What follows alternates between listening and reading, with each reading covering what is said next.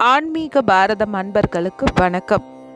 நந்திகேஸ்வரர் தமது சீடர்களாகிய புஜண்ட மகரிஷிக்கும் மார்க்கண்டேயருக்கும் சிவபெருமானின் பெருமையை இந்த இடத்தில்தான் உபதேசித்து அருளினார். அதன் பின்னர் தான் சித்தர் காக புஜண்டர் இங்கு சிவலிங்கம் நிறுவி வழிபட்டார் என்பது தல வரலாறு.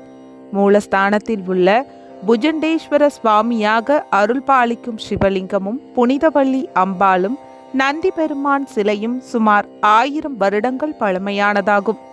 கோவிலின் தலவிருட்சமாக நாகலிங்க மரம் விளங்குகிறது. சித்தர் காக புஜண்டரால் சிவலிங்கம் ஸ்தாபிக்கப்பட்டு வழிபாடு செய்யப்பட்டதற்கு சான்றாக கோவிலின் தென்புறத்தில் வடக்கு திசை பார்த்தவாறு காகபுஜண்டர் தனது மனைவி பகுலாதேவியுடன் அருள் பாலிக்கிறார். காகபுஜண்டர் ஜோதிடத்தில் மிகவும் வல்லவர்.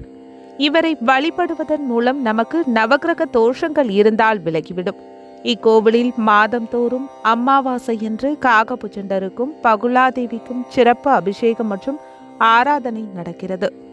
புஜண்டேஸ்வரர் முன்பு 21 நெய் விளக்குகள் ஏற்றி சுவாமியையும் அம்பாளையும் வழிபட்டு சித்தரையும் வழிபாடு செய்தால் வேண்டுதல்கள் அனைத்தும் நிறைவேறும் என்பது ஐதீகம். மேலும் பித்ருதோஷங்கள் நீங்கும்.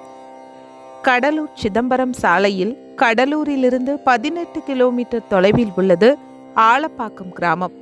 இங்குதான் இந்த ஆலயம் அமைந்திருக்கிறது. வாருங்கள், வழிபடுவோம்.